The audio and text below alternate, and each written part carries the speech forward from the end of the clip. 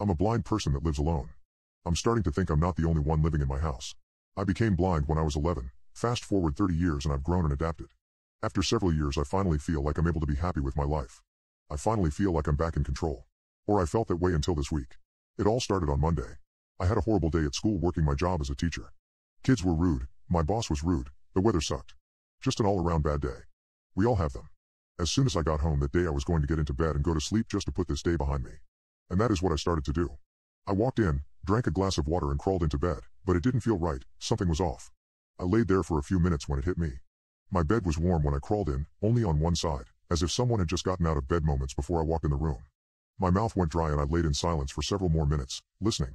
I decided I was just imagining things, got another glass of water and went to sleep. The next day, after work I came home and plopped down on the couch to watch TV.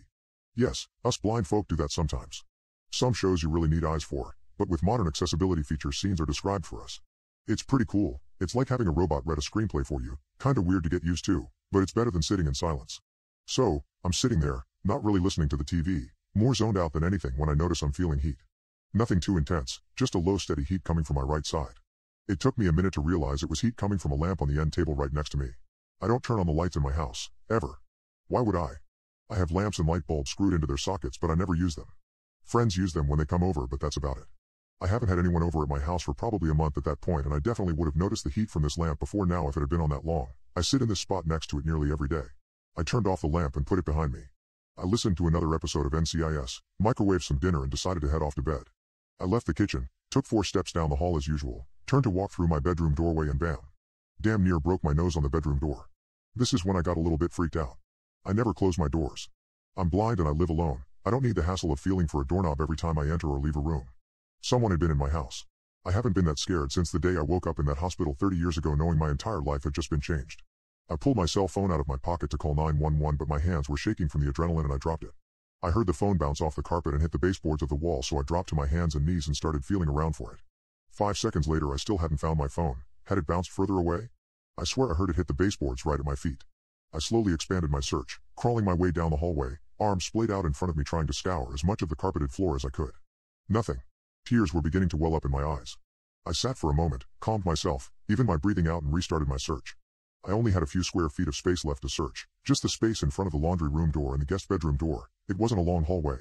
I army crawled down the hall scraping my arms across the carpet when the very tip of one of my fingers brushed up against a solid object in the middle of the carpet. Finally, I army crawled a few inches more and let my hand fall where I'd felt something solid. There was nothing there. Confused, I crawled a few more inches and tried again. Nothing. I crawled a few more inches and reached my hands out again. My right hand fell on something. Too big to be a phone. I gently rubbed my hand across its surface. It felt cold and dry, almost fleshy. I realized what it was when it moved out from under my hand. I had grabbed someone's foot. I screamed and threw myself backwards, struggling to regain my feet. My legs had turned into jelly. I collapsed onto the ground and listened, legs pulled up to my chest ready to kick out at any noise within striking distance. I'm not sure how long I was on the ground. It felt like forever. After a while I slowly got back up to my feet. I stood still and listened to the air. I couldn't hear anything but the wind blowing through the trees in the backyard and the hum of my air conditioner, but I could feel someone staring at me. I knew that less than 15 feet from me someone was standing in the doorway of my guest room, barefoot and holding my phone. My mind conjured a head of wild hair, torn clothes and dirty hands that wrapped around the handle of a butcher knife. Slowly I backed away, feeling along the wall with my hand, searching for my bedroom door so I could place myself within my house and plan my escape. The air tasted electric and the silent house held an enormous tension that felt ready to explode. Any moment footsteps would launch themselves towards me from the hallway and I would feel a knife plunge deep into my chest or neck or useless eyes. My breathing was getting heavy again. Was that my breathing? My mind was racing through the possible outcomes and ears were straining to pick up anything in the silence. Finally, my hand brushed against the doorframe of my bedroom. My hand wrapped around the doorknob to steady myself and I used the next quarter second to formulate a plan in my head. Turn around 180 degrees. Take 4 steps. Turn left. Take 5 steps. Door should be there. Unlock door. Leave house. Stand in the middle of the street and scream my head off until a neighbor or a passerby stops to help me. Solid plan. Just as I was about to turn around to put my plan into action, I felt the doorknob to my room rotate under my hand and pull itself away from me, opening the door. I felt one hot, smelly breath on my face and I bolted. Turn 180 degrees. Take 4 steps. Turn left. Take 5 steps. Bam. I ran into the kitchen island. I was panicking. My strides were longer when I ran. Too bad I had never sprinted around my house before to learn what this would be like. I reached onto the island and grabbed my knife block and pulled out the first knife I could find. I put my back to the kitchen counter and swung the knife wildly in front of me. I shuffled my way around the kitchen island, feeling my way towards the door when I felt a finger poke me in the forehead and muffled laughter as I slashed the air wildly around me, inching closer and closer to the door. I found the doorknob and pulled the door. It was locked. I had forgotten about that. It wasn't a problem, but it delayed my exit by another 2 seconds. Just long enough to hear a knife slide out of the knife block on the kitchen island. I exploded out of the house and ran into the street screaming. I can't remember if I was screaming for help or if I was just plain screaming, but it wasn't even a minute before a woman's voice called out to me. "Sweetie, it's okay. Drop the knife." "It's okay. I can help you." The woman sounded like she had just smoked about 3 packs of Marlboros or her throat was filled with gravel. "It's okay. Shh," she cooed. I lowered the knife and listened to the woman as she approached. I've been blind for nearly 30 years.